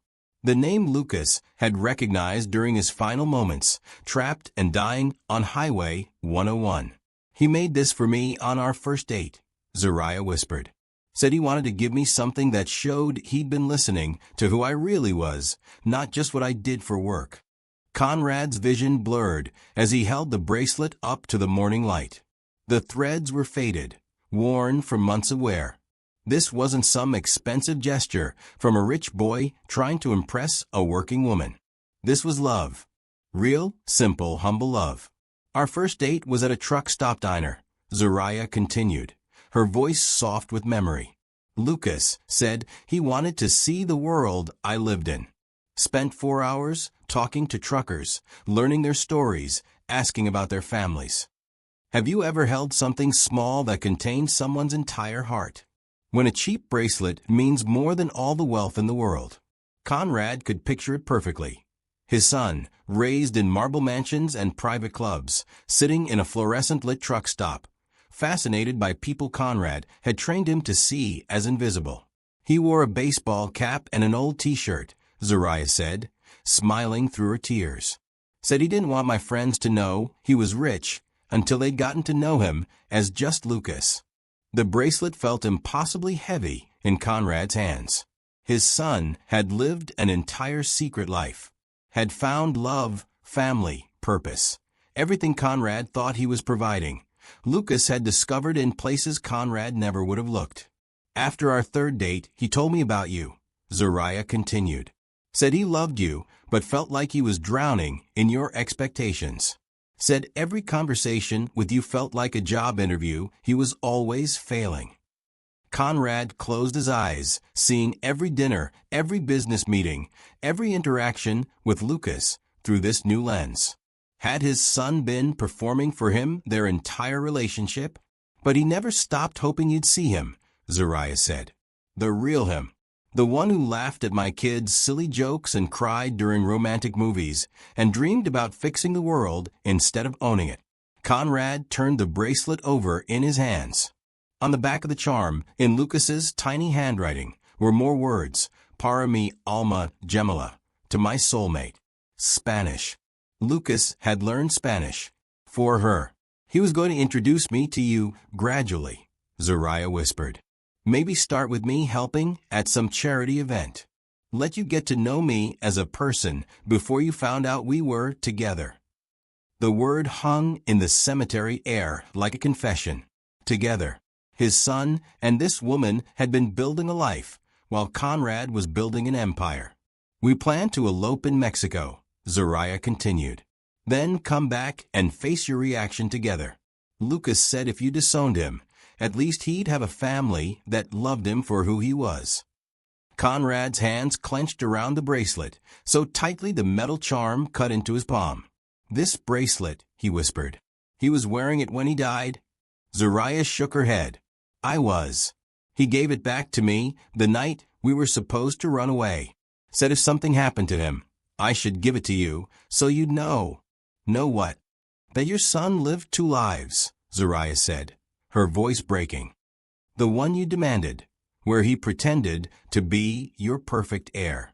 And the one he chose, where he was just a man in love with a woman who saw his heart instead of his bank account.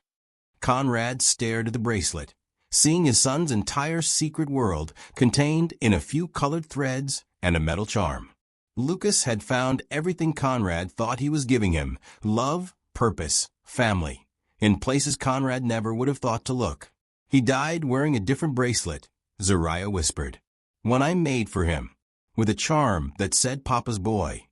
The words shattered what remained of Conrad's heart. Even in love, even in rebellion, even in his final moments, Lucas had still been thinking about his father. Conrad sat in his study that night, surrounded by broken glass from his earlier rage, holding Lucas's bracelet like it contained his son's beating heart. The Phoenix Project blueprints lay scattered across his mahogany desk. Beside them sat Zariah's phone number, written in her careful handwriting on the back of a cemetery brochure. 2 choices, 2 futures, 2 ways to honor his dead son's memory. He could choose silence. Use his power to make Zariah disappear, not violently, but effectively. A generous deportation settlement. Enough money to ensure she never spoke about Lucas again.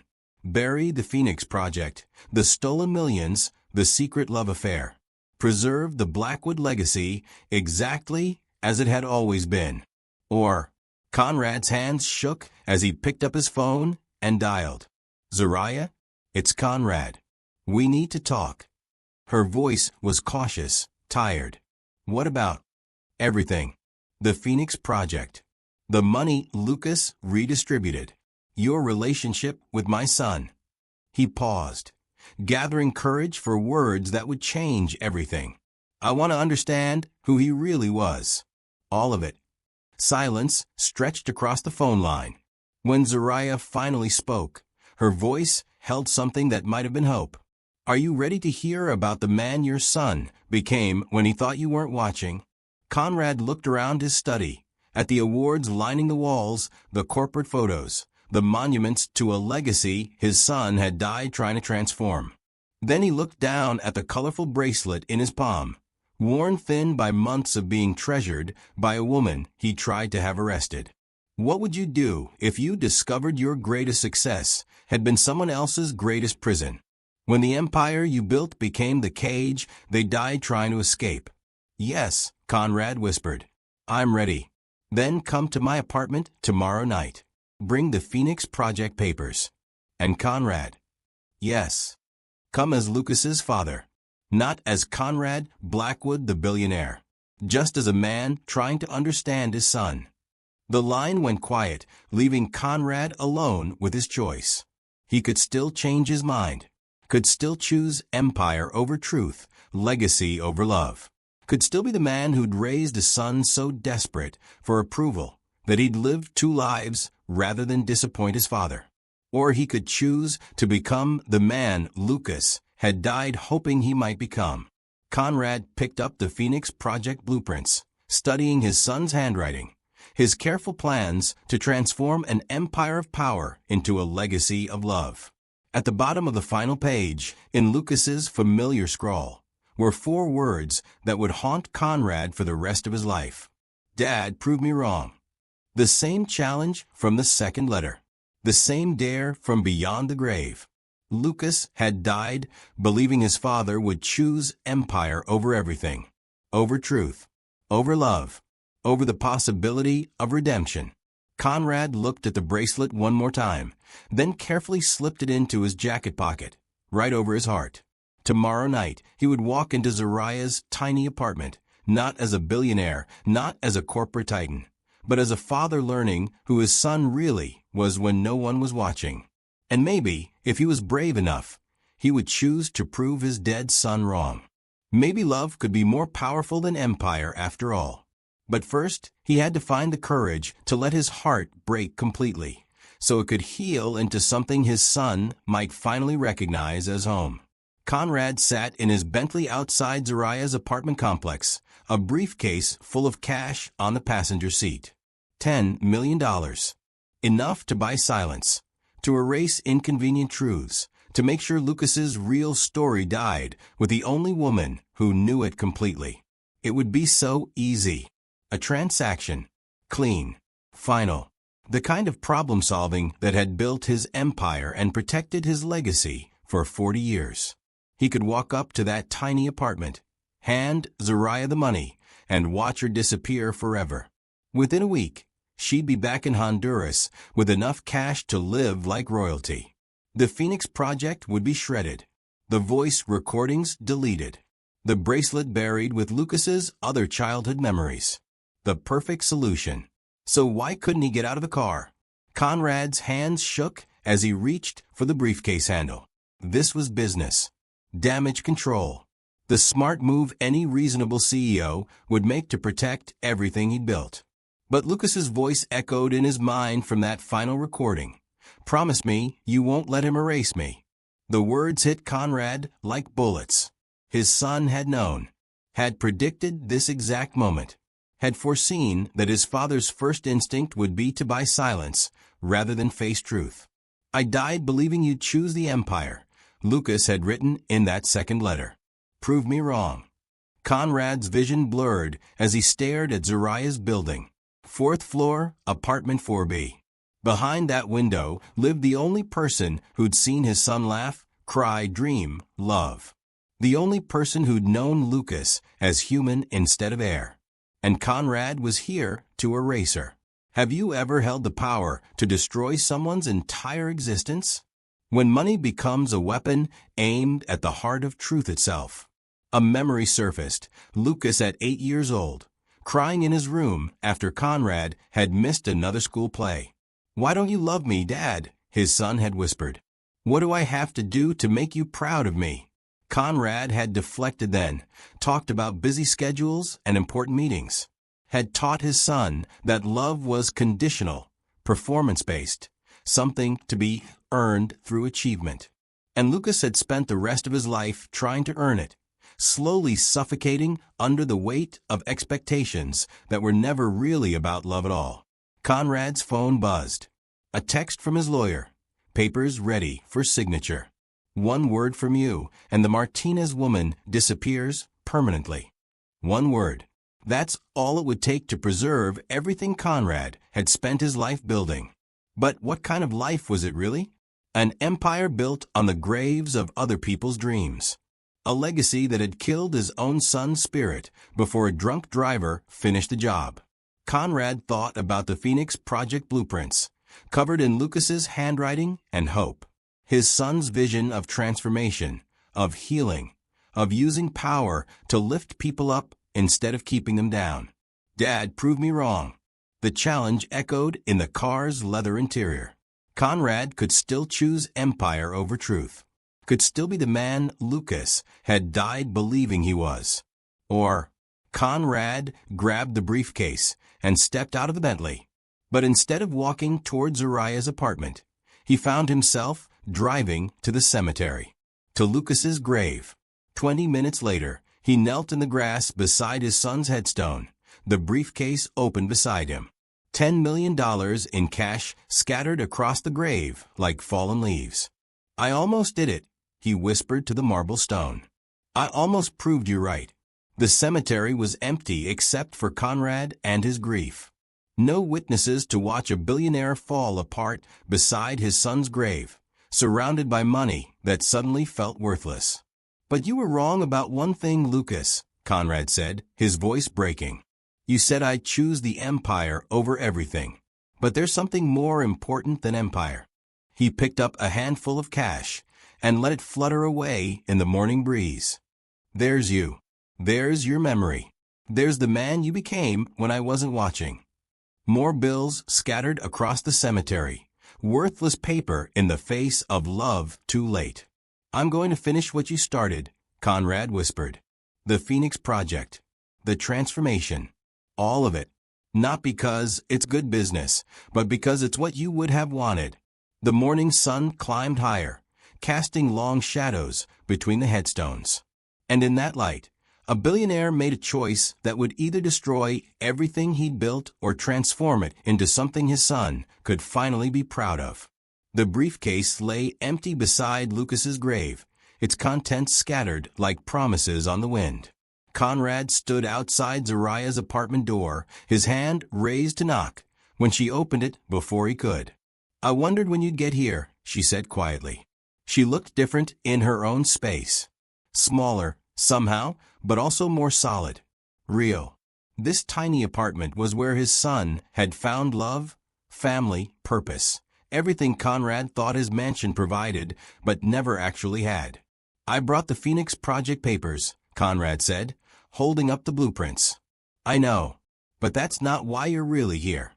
Zariah stepped aside to let him enter. The apartment was exactly as Lucas had described it in those videos, cramped but warm, chaotic but loving. Pictures everywhere, kids' drawings on the refrigerator, the smell of home-cooked meals lingering in the air. Everything Conrad's mansion wasn't. "Sit," Zariah said, gesturing to a worn couch covered in colorful blankets. "There's something else you need to know. Something I've been waiting 3 days to tell you." Conrad's blood went cold. After everything, the letters, the recordings, the stolen money, the secret love affair, there was still more. What else could there possibly be?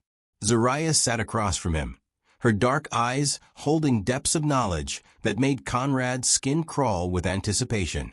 Your son's death wasn't an accident. The words hit Conrad like bullets. The apartment seemed to tilt around him, reality reshaping itself into something impossible. What do you mean? The drunk driver who hit you, Zariah said quietly. He wasn't drunk. Conrad's vision blurred. The police report said. The police report said what it needed to say. Zariah's voice was steady, but her hands shook as she reached for something on the coffee table. But Lucas figured out the truth 3 days before he died. She handed him a manila folder, thick with documents Conrad had never seen before. What is this? Insurance records. Private investigator reports. Phone records. Everything Lucas gathered when he started asking questions about the man who was supposed to kill him. Have you ever discovered that everything you thought you knew about a tragedy was carefully constructed lie? When grief becomes a weapon and accidents become something much darker. Conrad's hands shook as he opened the folder. Inside were surveillance photos, financial records, communication logs. The drunk driver, a man named Torres, had been paid $50,000 2 days before the crash. This is impossible, Conrad whispered. Lucas hired a private investigator when he started getting death threats, Zariah continued. Someone knew about the Phoenix Project, knew about the money he'd been redistributing, knew he was planning to expose everything. Conrad's vision swam as he stared at the evidence. Bank transfers, text messages, a paper trail that led back to his own company. Someone at Blackwood Industries ordered my son's murder. Not just someone, Zariah said quietly. Someone who knew Lucas's schedule. Someone who knew we were planning to run away that night. Someone with access to corporate accounts and the power to make problems disappear. The apartment spun around Conrad. His own company. His own people. Someone he trusted, someone he worked with every day, had ordered his son's death. Who? The word came out like a growl. Lucas never found out. He died 3 days before his investigator finished the trace. Zariah leaned forward, her eyes burning with intensity. But the investigation didn't stop when he died. It just went underground. Conrad felt like he was drowning. What do you mean? The private investigator Lucas hired? He kept digging, kept following the money trail. And what he found? Zariah paused, gathering courage for words that would reshape everything. What he found was that your son's murder was just the beginning. Beginning of what? A plan to eliminate anyone who threatened the Blackwood Empire. Lucas was first, but he wouldn't have been last. Conrad's hands clenched into fists. You're saying there's a conspiracy? Inside my own company. I'm saying your empire has been eating itself from the inside for years. And neither is this moment. Zariah stood up, moving to the window that overlooked the city, where Conrad's corporate tower dominated the skyline. Lucas died trying to transform your company into something that healed instead of harmed, she said. But someone killed him to preserve the empire exactly as it was. The question is, what are you going to do about it? Conrad stared at the evidence in his hands.